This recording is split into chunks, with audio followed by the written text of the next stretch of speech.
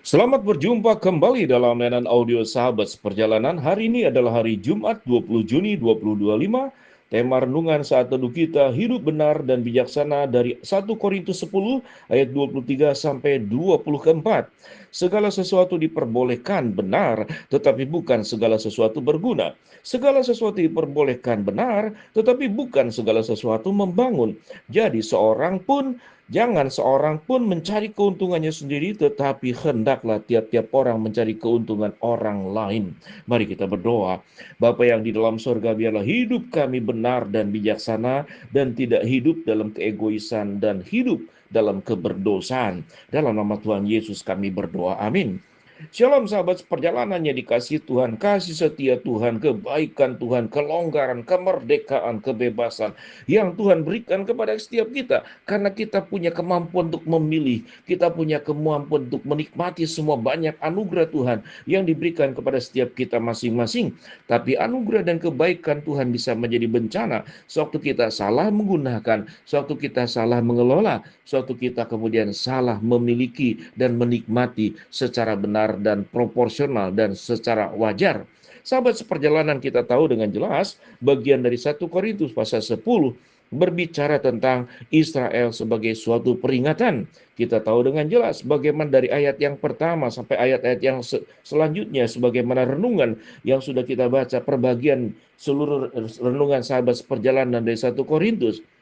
Kalau kita mengingat kembali pada ayat yang pertama, aku mau supaya kamu mengetahui saudara-saudara bahwa nenek moyang kita semua berada di bawah perlindungan awan, dan mereka semua telah melintasi laut untuk menjadi pengikut Musa. Mereka semua telah dibaptis dalam awan dan dalam laut. Mereka semua makan makanan rohani yang sama, dan mereka semua minum minuman rohani yang sama, sebab mereka minum dari batu karang rohani yang mengikuti mereka, dan batu karang itu ialah Kristus. Tetapi sungguh pun demikian, Allah tidak berkenan kepada bagian yang terbesar dari mereka, karena mereka ditewaskan di padang gurun.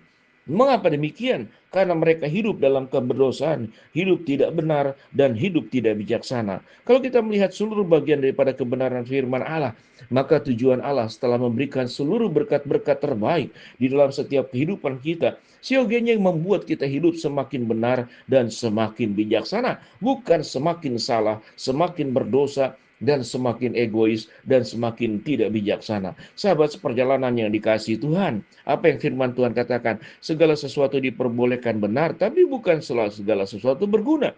Segala sesuatu itu diperbolehkan benar, tapi bukan segala sesuatu membangun. Indikasinya apa? Jangan seorang pun mencari keuntungannya sendiri, tetapi hendaklah tiap-tiap orang mencari keuntungan orang lain juga. Disinilah yang disebut dengan benar dan bijaksana. Mari kita berikan contoh yang sangat sederhana. Misalkan kita punya uang yang bisa membelikan makanan enak seenak apapun di restoran-restoran mewah, itu memang benar, itu hak kita, itu uang kita. Lalu kita menggunakan untuk kemewahan dan tidak ada pelanggaran hukum di sana. Tidak ada orang yang akan menghukum kita, tidak ada polisi yang menangkap kita. Tetapi sewaktu kita hanya memikirkan diri sendiri, sewaktu berkat dan anugerah Tuhan yang dilimpahkan kepada kita, sementara ada sebagian orang yang berjibaku mencari katakanlah berkat dari Tuhan. Barusan saja pegawai dari gereja yang mendatangi saya, Pak Pendeta, saya minta sedikit bantuan uang untuk uang susu daripada anak saya. Sahabat seperjalanan, itu adalah tindakan kecil. Saya berikan sebagian uang untuk bisa membeli susu. Maka dengan senang hati, dengan sikap hati yang sama, sama seperti kita membeli, katakanlah barang, makanan yang kita suka, maka kita dengan rela melakukannya karena apa? Untuk diri sendiri. Tetapi suatu kita membantu orang lain, apakah sikap hati kita punya sikap hati yang sama, bijaksana, memperlakukan diri sendiri dengan baik, tapi juga memperlakukan orang lain juga dengan baik. Itu yang firman Tuhan katakan. Jangan seorang pun mencari keuntungannya sendiri, tetapi hendaklah tiap-tiap orang mencari kepentingan orang lain juga. Berikut contoh yang kedua. Misalkan kita sedang ada di jalan, lalu kemudian ada orang yang mengalami kecelakaan. Kita melihatnya, kita melihat ada banyak di tayangan. Ada orang yang kemudian melewati sedemikian rupa, padahal orang itu dengan jelas membutuhkan pertolongan. Sewaktu ditanya, mengapa engkau tidak berhenti dan menolong? Kita memberikan alasannya berbagai macam rupa. Jangan-jangan nanti disalahkan saya sebagai pelakunya. Jangan-jangan kemudian orang itu yang menuduh saya. Jangan-jangan penduduk yang sewaktu saya menolong penduduk itu mengatakan jangan-jangan kita pelakunya. Ada banyak ribuan alasan. Dengan alasan tidak mau menolong. Tetapi seandainya peristiwa kecelakaan itu terjadi kepada kita masing-masing. Kita kecelakaan di jalan, sanak famili jauh. Tidak ada orang bisa membantu kita kecuali orang-orang yang ada di sekitar, yang ada di kejadian tersebut.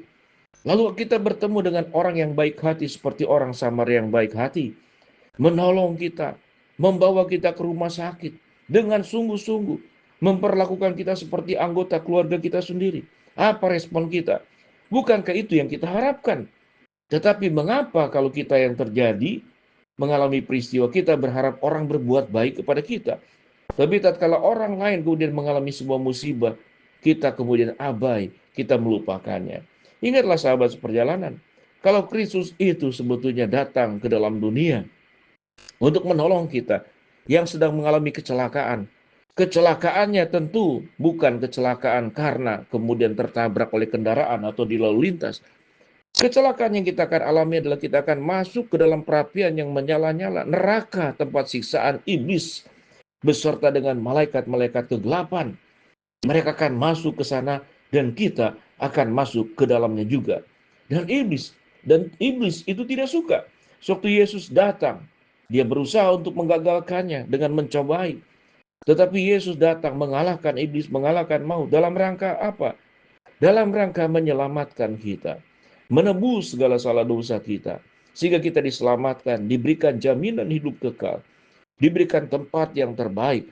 Suatu kita akan berpulang ke rumah Bapa, tempat kita rumah Bapa, surga yang indah. Itulah tindakan yang Yesus lakukan.